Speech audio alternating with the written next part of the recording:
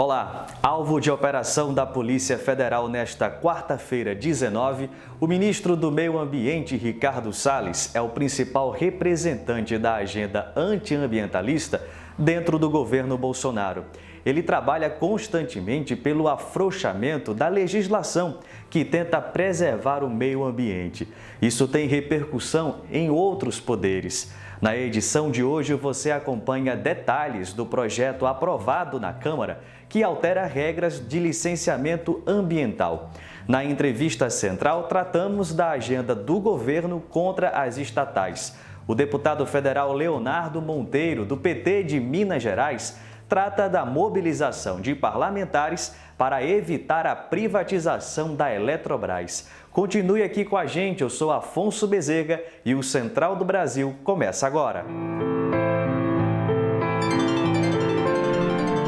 Central do Brasil. O ex-ministro da Saúde, Eduardo Pazuello, prestou depoimento nesta quarta, 19, na CPI da Covid no Senado. Ele blindou o presidente em diversos momentos de sua fala e justificou o atraso nas negociações com a Pfizer, alegando as cláusulas assustadoras da farmacêutica. A sanitarista Lígia Bahia traz uma reflexão sobre os depoimentos colhidos e analisa o comportamento da comissão até o momento. Embarque imediato. É um pouco preocupante, né? Porque a gente tem uma expectativa em relação a essa CPI e a gente está dizendo, bom, só falta agora chamar, né, os mais de 400 mil mortos, que eles são os responsáveis, né? Quem é responsável, né? Então, o governo federal adotou uma estratégia que está sendo mantida, né, que é uma estratégia de passar adiante, né, um passa adiante a responsabilidade para o outro, e a gente está, assim, nós que somos mais técnicos, preocupados com a qualidade das arguições também, né, achando que teriam que ser arguições também mais técnicas, né, para provocar respostas que não sejam tão evasivas quanto estão sendo as respostas até agora.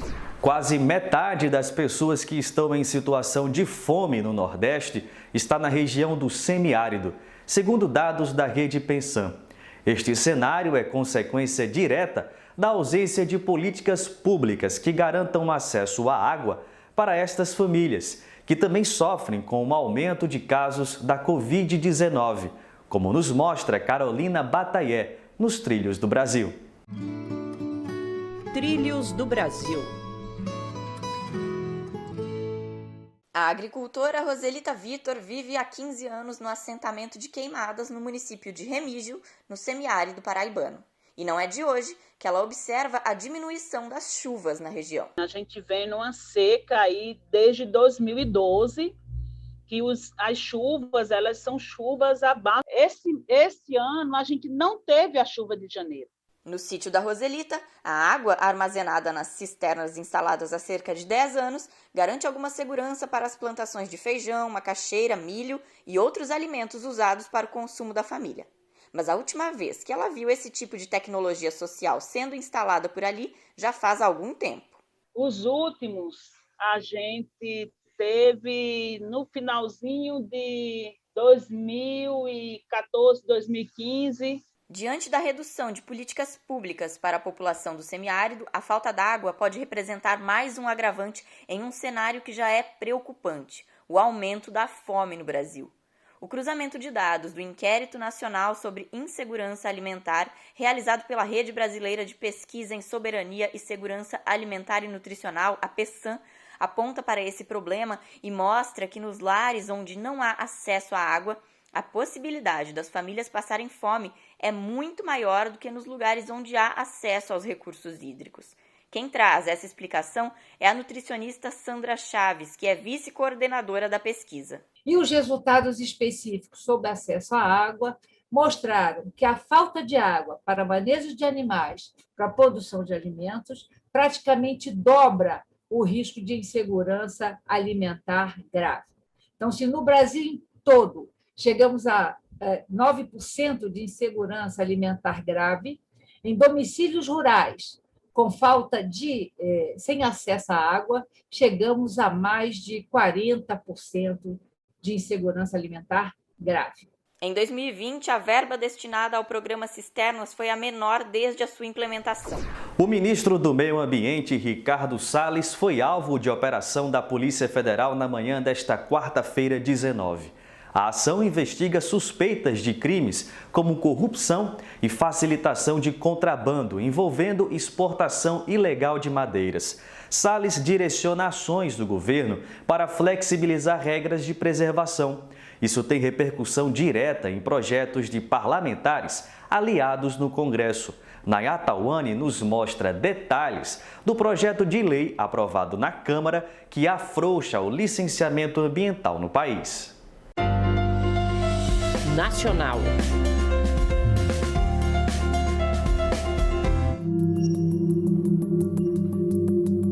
Permissão para grandes empresas praticarem o autolicenciamento ambiental, sem que nenhum órgão analise o impacto na terra. Esse é o novo projeto que tramita no Congresso Nacional e que acaba com a obrigação de aprovação ambiental em 13 tipos de operações, como obras de manutenção em estradas e portos e algumas atividades agropecuárias.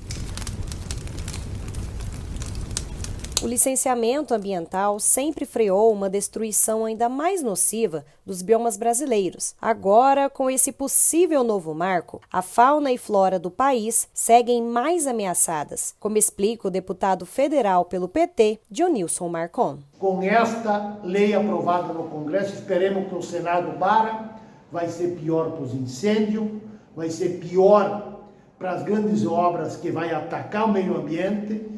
Inclusive, vai ser ainda maior a distribuição de veneno para essa turma do agronegócio. O texto também viabiliza o chamado zoneamento econômico ecológico, que permite o direcionamento das atividades econômicas de acordo com a realidade dos biomas brasileiros e seus contextos socioeconômicos. Beatriz França, do coletivo ambientalista comunista de São Paulo, aponta o importante papel da população para conter este retrocesso. Então a tarefa do momento que está imposta a nós é fazer pressão popular contra a CPL e tudo que ela representa, mas principalmente nos organizarmos coletivamente, porque é só a nossa organização radical que tem a potencialidade de fato proteger a natureza. O texto foi aprovado pela Câmara dos Deputados. Agora segue para apreciação no Senado Federal e pode entrar em votação a qualquer momento.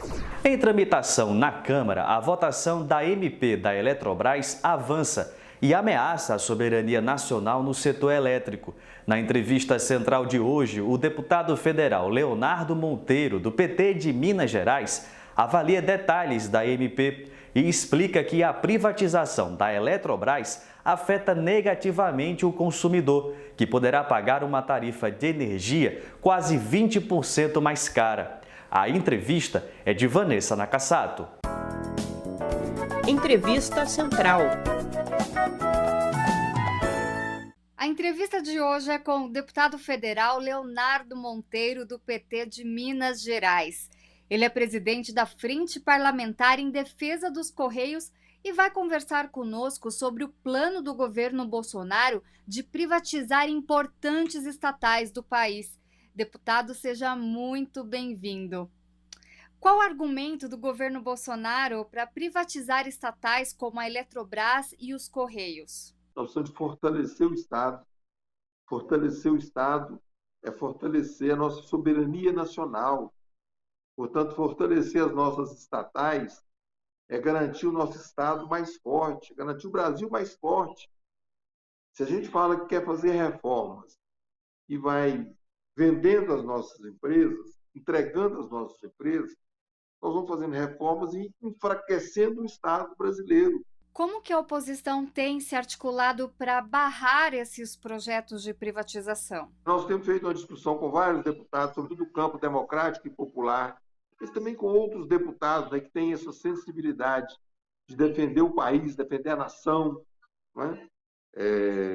Por exemplo, o deputado presidente da Frente Parlamentar em Defesa de Cura, do sistema Eletrobras, ele é um deputado de centro. Né? Ele é um deputado, talvez a sua definição ideológica seria de centro-direita, mas ele defende urnas, defende sistema Eletrobras.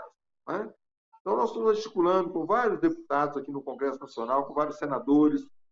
Nós estamos trabalhando muito as entidades do movimento social, do Correio. No caso dos Correios, privatizações fracassadas na Argentina e em Portugal prejudicaram a qualidade dos serviços e resultaram em aumento dos preços.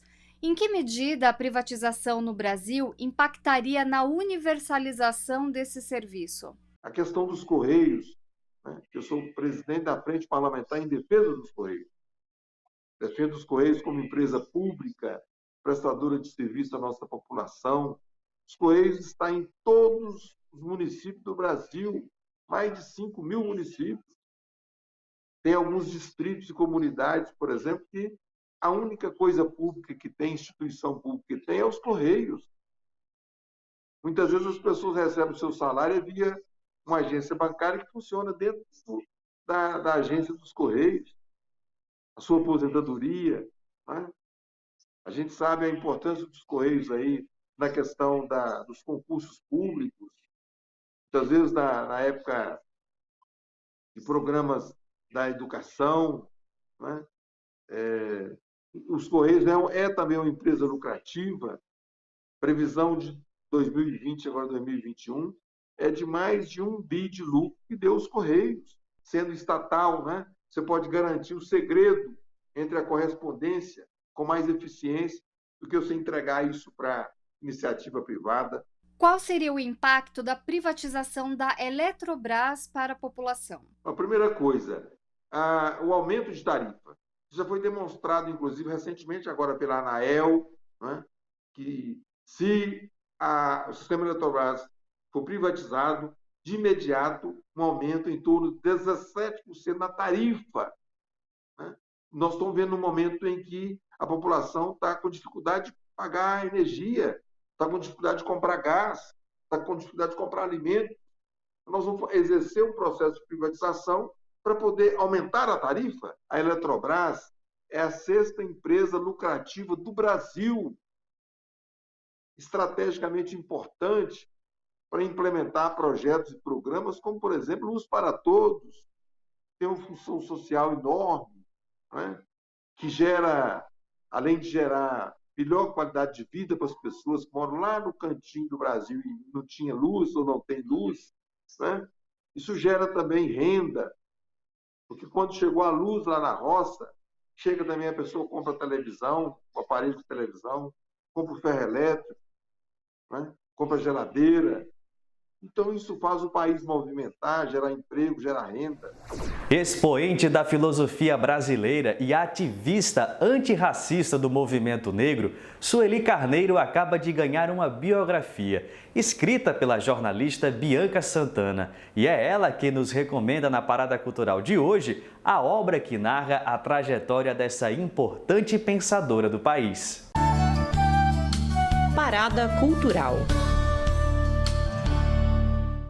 Olá, eu sou Bianca Santana e gostaria de recomendar para vocês Continuo Preta, A Vida de Sueli Carneiro, um livro que eu acabo de publicar pela editora Companhia das Letras, em que eu tento compartilhar com vocês um pouco da pesquisa e das entrevistas que eu fiz com Sueli Carneiro e com pessoas que conviveram com ela ao longo de uma trajetória de militância, de movimento negro e de movimento de mulheres negras. E contar um pouco dessa história coletiva de luta, de um ativismo que é tão importante para as poucas melhorias que a gente teve para negras e negras no Brasil nas últimas décadas, e também de uma intelectual que tem uma produção teórica consistente feita para apoiar esse ativismo. Vocês podiam ler e contar depois o que vocês vão achar. Valeu pela dica, Bianca. O Central do Brasil fica por aqui. E nunca é demais lembrar dos cuidados para evitar a contaminação. Use máscaras, higienize as mãos com álcool e faça o distanciamento social. Se puder, fique em casa. Até amanhã.